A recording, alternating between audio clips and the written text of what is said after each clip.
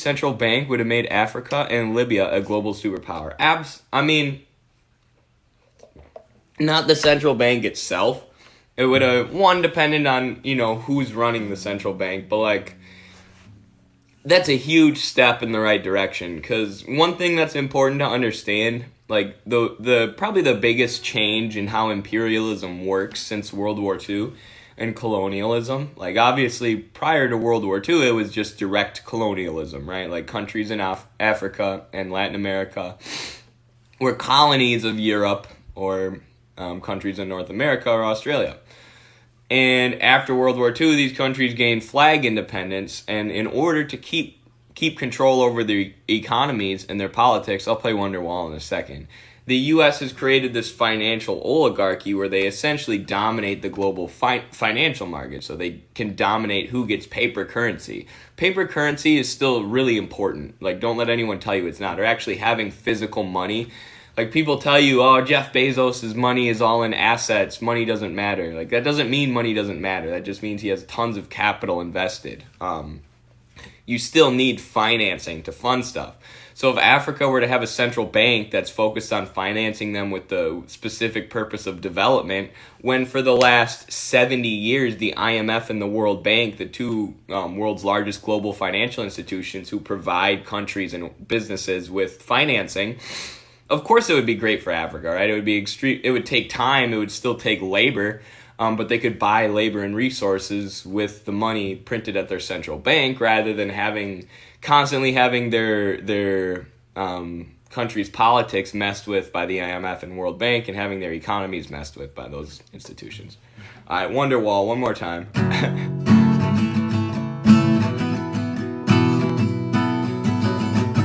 Is it ethical for working class people to invest in shares? Yes. I think you should.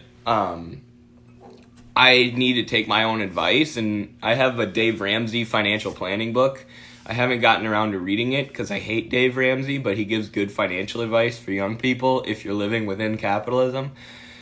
So you should invest, but, like, keep in mind that's going to create a contradiction within you, right? Like, Mark Fisher was big on this. If you all know Gannon, Apolitical Teen on here, I don't think it's the best analysis ever, but that does create a contradiction within the worker, right?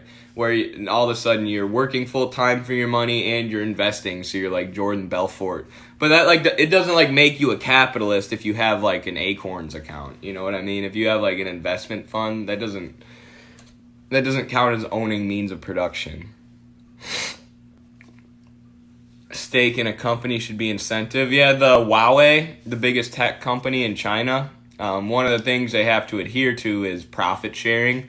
It's like, the more profits they make, theoretically, the more money their workers will make, which, I mean, when you look at, like, the private companies in the DPRK that have profit sharing and they're supposed to give more money to their workers based on who actually does the best, it's supposed to be looking at work for its use value, what use it actually brings to society, rather than its monetary value. It's mostly just, like, for show, right? Like, it's still basically a private company, and everyone knows I'm a big China guy, but they don't have a socialist mode of production at all. And, like, those profit sharing things are cool, but they're not socialism. And in the DPRK, it'll be like, women will be working at, like, doing manual labor, and they'll be like, you get 3 extra cents today at the end of the end of the day. So they'll be like, you worked really hard, here's 3 extra cents.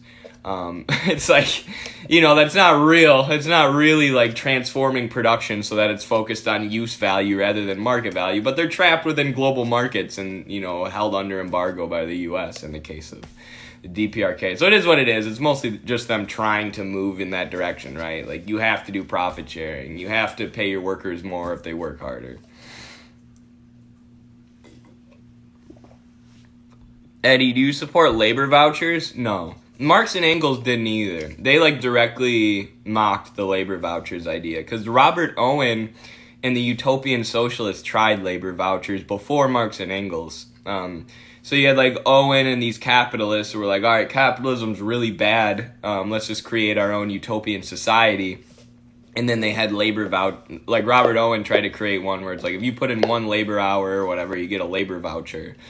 and then you can buy that. But Marx and Engels said you need a mass movement of the masses to crush the state that upholds the means of production. You can't just have a capitalist create like a utopian commune overnight with labor vouchers. What's your thought on the left-wing rise in Chile? I need to start looking into it more, and I need to start doing more stuff on it. Because for forever, Chile was not one of the main countries moving towards socialism in Latin America throughout the first half of the first 20 years of the 21st century here with the pink tide and whatnot. And some people are critical of the pink tide. They think it's moving towards neoliberalism.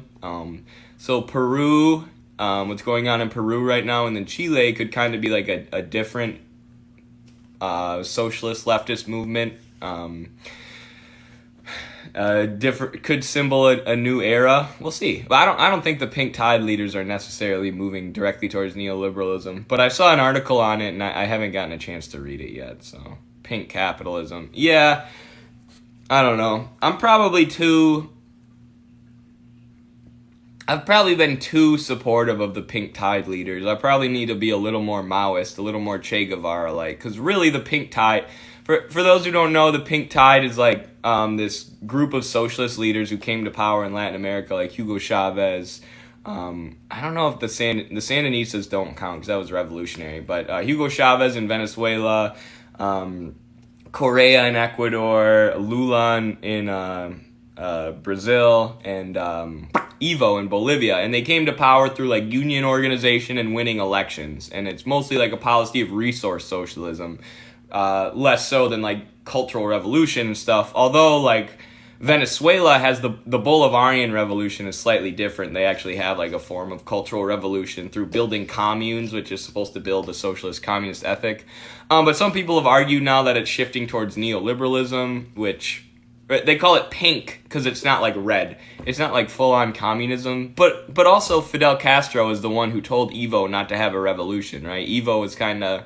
There were a lot of guerrilla groups in Bolivia, and Evo kind of liked them at first, and then Fidel told him, like, nah, time for guerrilla warfare is kind of over right now. Try and win power by elections. So, interesting stuff to follow. I'll try and keep you all updated on the developments. I've been reading Capital lately, though, so, like, that's been taking most of my research time. Almost all my research time. How do I implement socialism into the business I want to start? You're going to have to make it a worker-owned co-op, my friend. Otherwise, that's probably your only option. Worker-owned co-ops are cool, though. What are your career aspirations? Politics? Yeah, probably. I'm getting my degree in healthcare administration. My graduate degree here soon. Can you explain the idea that property is inherently theft? Yes, perfect. I just said I've been reading Capital lately, so I haven't been doing as much research, but Capital, the reading I've done... My second time through the beast that is Volume 1, I should be able to explain why property is theft. Well, so if you want to, I could explain the developments from like communal societies, but like, humans have lived communally. We have had societies where there hasn't been this idea of private property. But a good way to think about private property that came before capitalism is feudalism, right? So if you think about the French Revolution, they overthrew the aristocracy, the wealthy landowners, the king, the queen, and the church, and they replaced it with Enlightenment ideals, which is essentially democracy, right? Everybody has full political freedom, but liberal democracy is based on the idea of private property ownership, right? So the king and the church don't own the property anymore. Merchants are eventually the ones who take over ownership of the property, and then they can own land, and that land is protected by the state. Formerly, it was protected by the king's armies. Now you're going to see the development of the police and militaries and developments of what we now call the state, the government, who protect the private property rights of the capitalists who own chunks of land and pay workers to work on that land to create value so they can sell it in the market. why is that theft? Because because workers at the time of feudalism are only working like 4 hours, 4 hours a day, right? The work hours of capitalism are entirely unnatural and only come about once you see well, that's not true, because in slavery they could make people work as long as they wanted to, but you only see these long work hours develop because people are now totally divorced from the land. So even in feudalism, you lived on the land and you could make your own garden and kind of feed yourself a little bit, which is why you only worked 4 hours. So the surplus of what the people made for themselves is what went to the king. After feudalism, the people are driven from the land in what Marx calls primitive accumulation as the capitalists accumulate wealth. So this is the first time capitalism where you now see people totally divorced from the land, from the ability to create our own means of subsistence, the ability to create the food, shelter, water we need to live. All that land now belongs to the capitalists who fight each other over it, which is what's called imperialism. So now workers' only option is to sell their labor value to a capitalist at whatever terms the capitalist wants. So the terms the capitalist creates is whatever product that you create with your labor value, I get the full value of that. So they sell these products that we're making with our labor at insane margins, making insane profits and accumulating wealth more and more. But it happens because workers after feudalism were driven from the land, completely separated from the land. All the land was hoarded by the capitalists, and now our only option is to allow them to exploit us for the full value of our labor, the full market value of our labor, right? The difference between the market value of your labor and what the capitalist pays you is profit they make, if you also take out the money they advance for raw materials. So your only option as a worker then is to get robbed and to receive less than the full market value of your labor because you've been divorced from the land. So that's how it's theft. Eddie, do you think in your lifetime you'll see a revolution of the masses in the U.S.? Yes, I'm one of those optimistic socialists. And if you read any of the old, Lenin, Mao, whoever else, Che, they were all like that. And none of them saw socialism. I mean, obviously Che, Lenin, and Mao implemented it in their own country. They didn't see revolutions everywhere, but they were talking like that, right? There's going to be proletarian revolutions. Let's go. And back then, it was probably even less likely than it is now. Now you see capitalism really decaying and people are really realizing what's up. But capital's got new methods of upholding itself too. So of course it's very, very likely that we won't. And then the main thing that worries me is the climate crisis, right? Like the clock's kind of ticking now on revolution. Or the climate crisis is going to be what finally spurs revolution, right? When humans are like, okay, we're allowing the capitalists now to not only have they divorced all workers from the planet, our means of life, but now they're destroying the planet, our means of life. So maybe that's what'll spur revolution. Do you ever get scared speaking up against powerful regimes and leaders? Yeah, I shouldn't say I'm totally over this. And I know people have made fun of me, been pretty mean about it, mostly on Twitter. People are mean on Twitter. I tweeted once that I had a dream about the CIA killing me, because I did. I had a dream that the CIA came into my house and killed me. And then the person was mocking me for it, like, oh, you think the CIA cares about you, stupid TikToker? I'm like, no, I don't.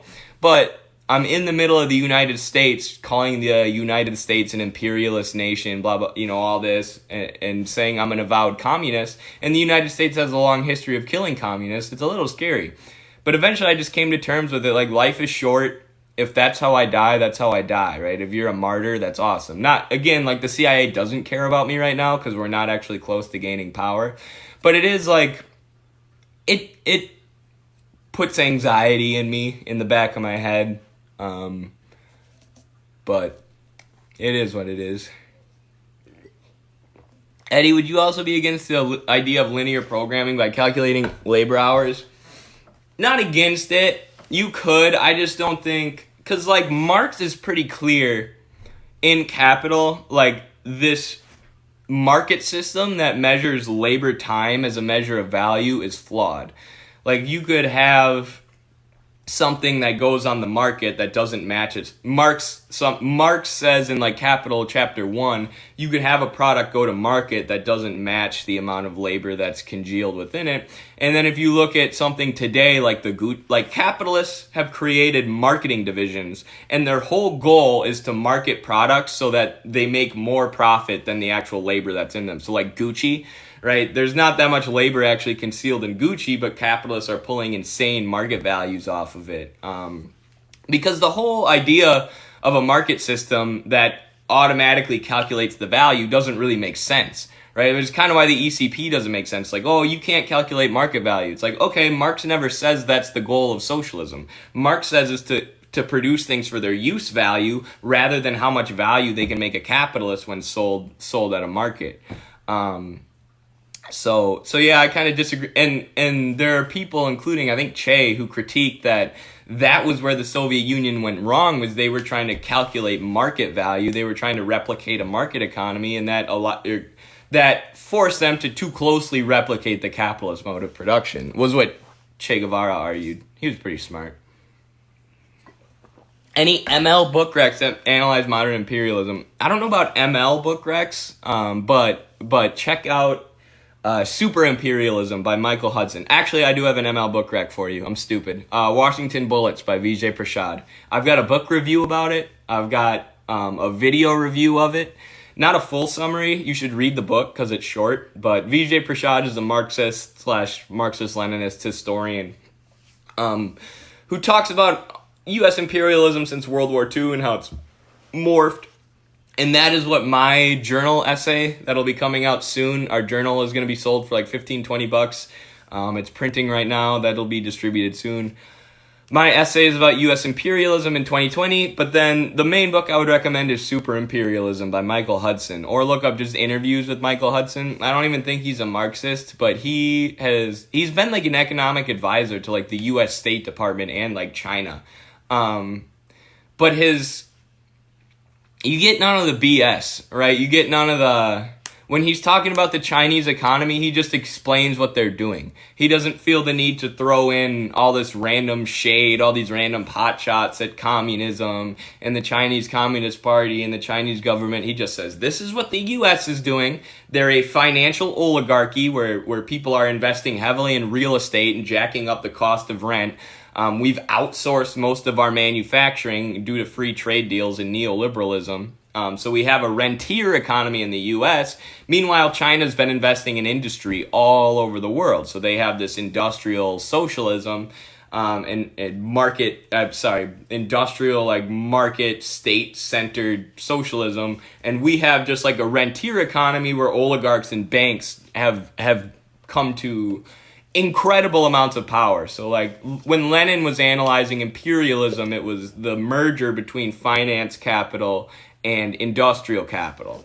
Now finance capital dominates the U.S. economy so much, and most of the industrial capitalists are going to be sitting on the boards of banks. They're going to be tied directly to that finance capital. So the banks essentially have direct domination of everything in this country right now.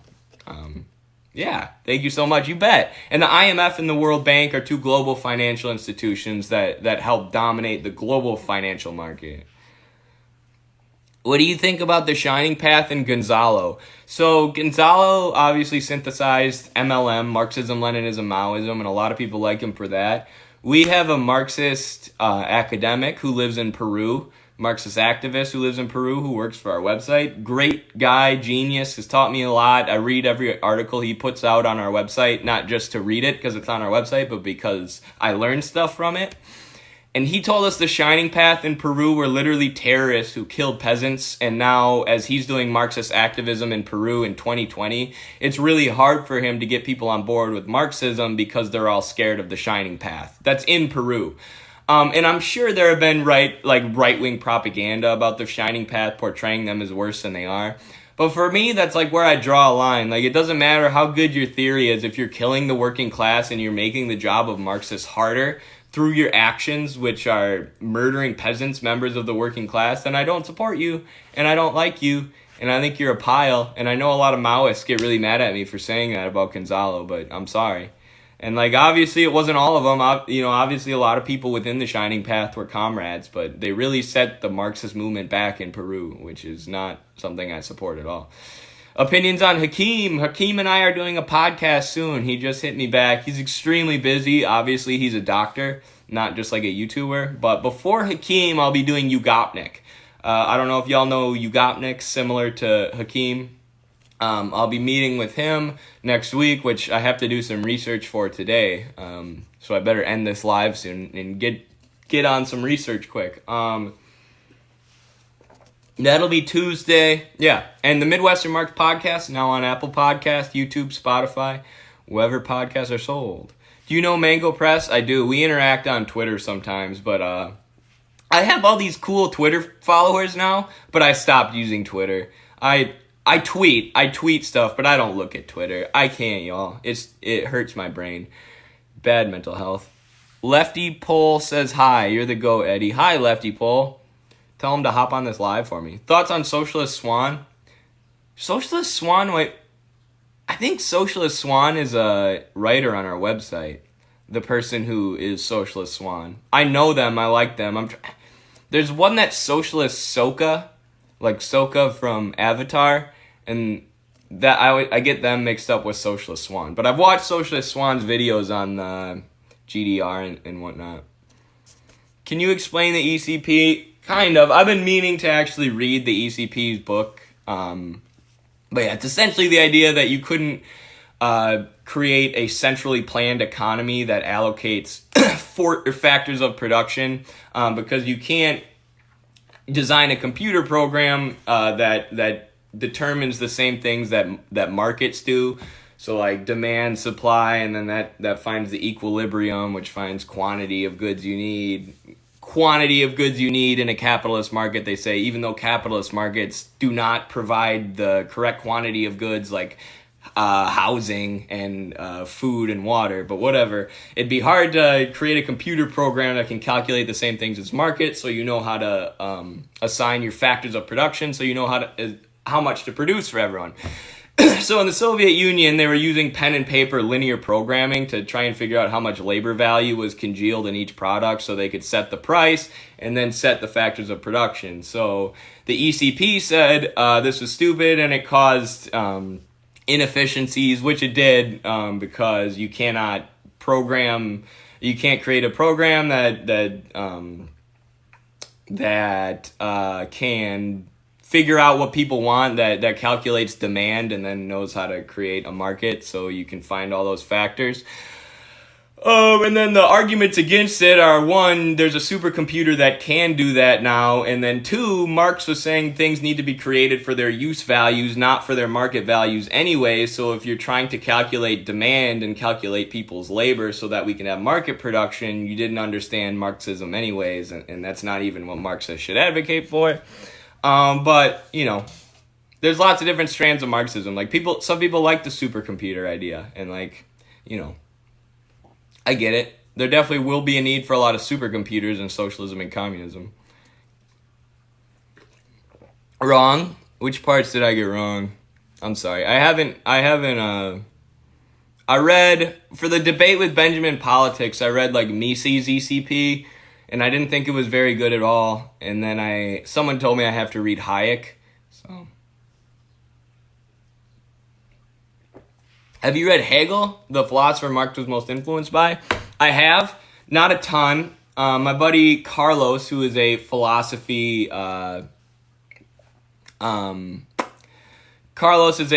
graduate student. He's read a lot of Hegel. He's reading Althusser right now because he just finished a whole bunch of Hegel. And he's got to get ready for like his big philosophy final. He's got tons of videos about dialectics and about Hegel on our YouTube. So, Eddie, would you fight in the revolution or be like Lenin and sit out? It depends. Like, you know, it depends on what people ask me to do. Like, for the Bernie campaign, I was definitely, like, the lowest level staffer. I was on the ground. That's a little different than a revolution. But, like, Lenin was too important to the revolution, right? But he understood that, and he sat out. But, like, and Fidel was the same way, right? Fidel didn't do a lot of fighting. You guys might think Che was like that, too, right? Che is kind of just a legend. He didn't actually do any fighting. Che was a real-life action hero. If you read Che's biography, you're going to think you're reading something that's made up. He was like the leader of the army, and he went on to hold like a political position as the head of industry because the whole time they were doing guerrilla warfare and Che was riding his motorcycle around the country, he was reading and deeply studying Marx and studying the global economy later, so he was in charge of economics. And he was like leading the fight. He was like leading the guerrilla warfare and was involved in all the fighting and was shot. Like Fidel was at first, because at first they had 27 people. Right, but then they started gaining ground, they started building their own infrastructure, to make their own weapons, started building their own fortress. Like, once the war had gone on for a while, the forces were growing and growing as they collected more of the Cuban peasants to fight against the slave owners and Batista. And Fidel didn't do much of the fighting, but Che kept doing it. And then when Che was literally a politician in Cuba and he didn't have to do anything else for the rest of his life, he was like, I'm going to go help fight a revolution in Africa, in a country I don't even understand, in the Congo. And then immediately after that fails, goes to Bolivia and then dies fighting there. Like, I like to think that's what I would be, but like I feel like after leading one successful revolution, that'll be it for me, right? Then I'll be like, all right, everyone else in the other countries, do your best. We'll help you out. I need to run the economy in my own country or help run the economy.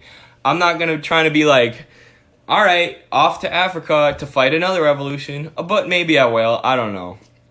I'll probably get bored of being a politician.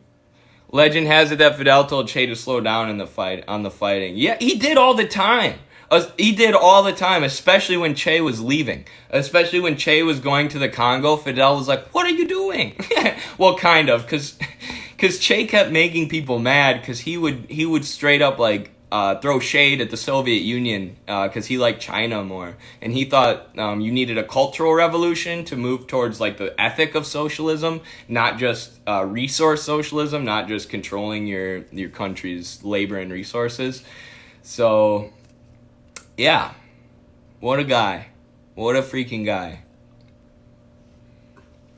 Any opinions on socialism in the former Yugoslavia? I don't know. I have that Parenti book on my wish list, just To Kill a Nation or whatever, the one about Yugoslavia. So, do you like Thomas Sankara? I love Thomas Sankara. That's my second favorite lefty right behind Che. What are you? Just a man. Just a guy. Why do so many Maoists hate Fidel? That's a good question. So like I was saying, Che was more of a Maoist. So he would literally like go into the palace of like Sukarno, who was like what was it? Indonesia? Yeah, Indonesian nationalist leader. So like similar economic program to Cuban socialism, but not like with the cultural aspect, right? Che really believed in moving from the individualism of capitalism to the collectivism of socialism and communism. And he thought the Soviet Union wasn't doing that, and he thought China was with Mao's Cultural Revolution. And there were a lot of communists in Cuba who disagreed with Che.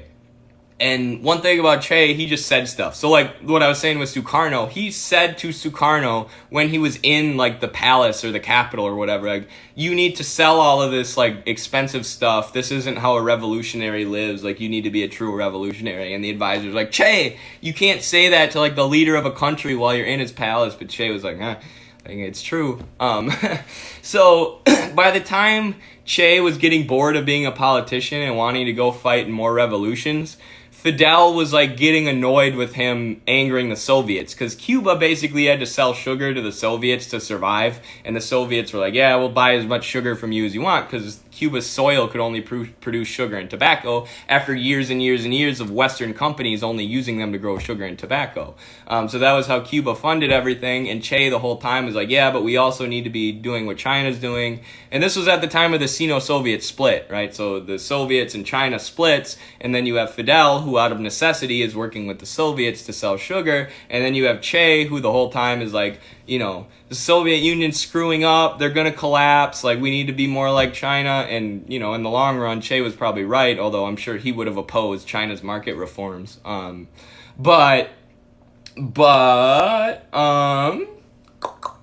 Yeah, created not like hatred, but conflict to where Fidel was like, or where Maoists were mad at Fidel, and Fidel was kind of like, all right, Che, you can leave. But they were still like homies, right? It's not like Fidel understood. It was just there's another story about Che when they were in jail. Like they were Fidel, they had been arrested like as people knew they were planning to launch the revolution. And Fidel was like, no, we're not communist, of course not, as this was as like the Red Scare was starting in the US. And Che like told them he was a communist. He's like, yeah, I'm a Marxist, like socialism will win, like blah blah blah. And they eventually got set free, but it almost got him killed. And Fidel was like, why? And Che was like, I gotta stick to my values. And Fidel's like, not in that situation, bro. But yeah, Fidel really appreciated him, but Fidel was always more like Che just had like that deep belief, and he was truly like ready to sacrifice his life at any moment for the revolution. That's why his last words were, shoot, coward, you're only gonna kill a man. He was really ready to die the whole time for revolution. I mean, the amount of times he almost did and put his life in danger, clearly he was ready to. And it was kind of just a matter of time. But Fidel was not like that. Obviously, Fidel died of old age running Cuba. So, all right, everyone. I see some questions here I wish I could answer, but I got to get to work. Got to start studying up for some stuff. We'll see you later. Che was fearless. He was. Much love. Solidarity. Thanks for hanging out with me. I'll try and go live later again. I'll put this one on YouTube if you missed it. All right. Peace out. Peace out.